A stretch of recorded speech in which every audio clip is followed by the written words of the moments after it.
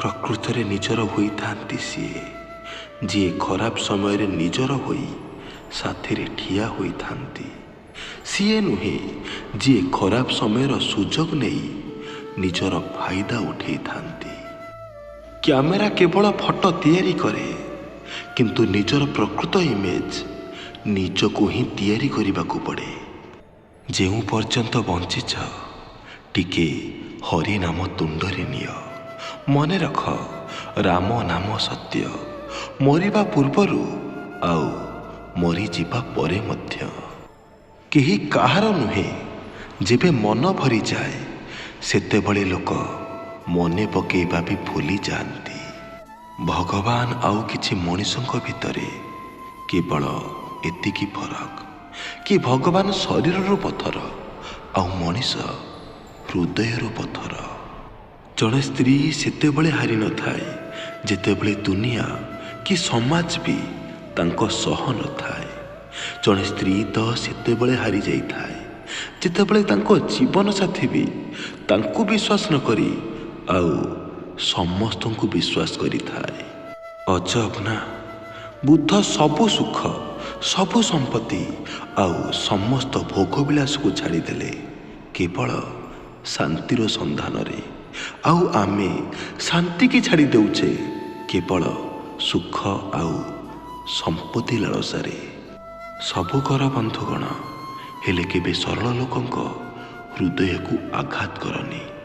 କାରଣ ସିଏ ପ୍ରତି ଉତ୍ତର ତ ଦିଅନ୍ତି ନାହିଁ, କିନ୍ତୁ ସୁଯୋଗ ଦେଖି ଆପଣଙ୍କ ଠାରୁ ଏତେ ଦୂରକୁ ଚାଲିଯାଆନ୍ତି କି ଆପଣ ଡାକିଲେ ବି ଆଉ ଫେରନ୍ତିନି।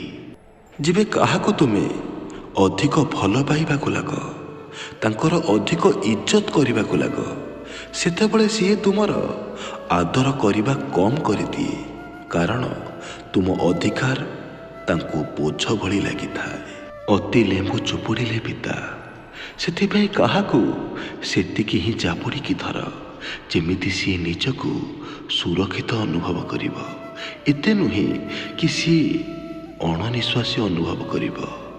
ସବୁ ମଣିଷ ନିଜ ଜୀବନରେ ଗୋଟିଏ ହିରୋ ହୋଇଥାନ୍ତି। ବାସ୍ କିଛି ସିନେମା କେବେ ରିଲିଜ ହୋଇପାରେ ନାହିଁ।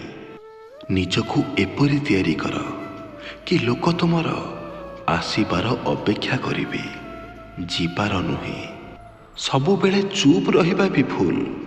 ଯେଉଁଠାରେ ତୁମର ଭୁଲ ନାହିଁ ସେଠାରେ ଟିକେ ତେଡ଼ିକି କହିବା ବି ଦରକାର। କାରଣ ଏହି ଦୁନିଆ ହିଁ ଏହିପରି। ତୁମେ ହାତ ଦେଖେଇଲେ ଲୋକ ତୁମ ବାହୁ ଗିଳିଯିବେ। ଘର ତ ତିଆରି ହୋଇଯାଏ ଗୋଡ଼ି, ବାଲି, ଇଟା ଆଉ ସିମେଣ୍ଟରେ, କିନ୍ତୁ ପରିବାର ତିଆରି ହୋଇଥାଏ କେବଳ ସ୍ନେହ, ଶ୍ରଦ୍ଧା ଆଉ ଆପଣାପଣରେ। ସ୍ୱାମୀର ବୁଝାମଣା ଠିକ୍ ଥିଲେ ଘର ଜଲ୍ଦି ତିଆରି ହୋଇଯାଏ।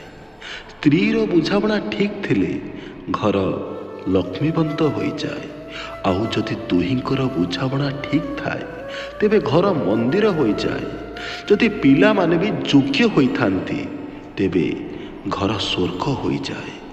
ଆଉ ଯଦି ଘରେ ବାପ ମା ବି ସାଥିରେ ରୁହନ୍ତି ତେବେ ଘର ବୈକୁଣ୍ଠପୁର ହୋଇଯାଏ, ଯେଉଁଠାରେ କେବେ ଖୁସି, ଶାନ୍ତି ଆଉ ସମୃଦ୍ଧିର ଅଭାବ ରୁହେନି।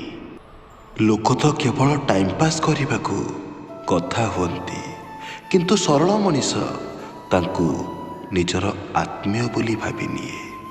ଜୀବନରେ ତ ଅଭିଯୋଗ ଅନେକ ଥାଏ, କିନ୍ତୁ ଯିଏ ଚାଲାକିରେ ଖୁସି ରହିବା ଜାଣେ ସିଏ କେବେ ଜୀବନକୁ ନେଇ ଅଭିଯୋଗ କରନ୍ତିନି। ଯେଉଁ ନାରୀ ଟିକେ ଟିକେ କଥାରେ କାନ୍ଦି ପକାନ୍ତି ତାଙ୍କୁ କେବେ ଛାଡ଼ନ୍ତୁ ନାହିଁ, କାରଣ ତାଙ୍କ ହୃଦୟ ସଫା ହୋଇଥାଏ। ସିଏ ଅତି ସହଜରେ ସମସ୍ତଙ୍କୁ ବିଶ୍ୱାସ କରିଯାଆନ୍ତି, ଆଉ ତାଙ୍କ ବିଶ୍ୱାସ ଭାଙ୍ଗିଲେ ଅତି ସହଜରେ ବି ଭାଙ୍ଗି ପଡ଼ନ୍ତି।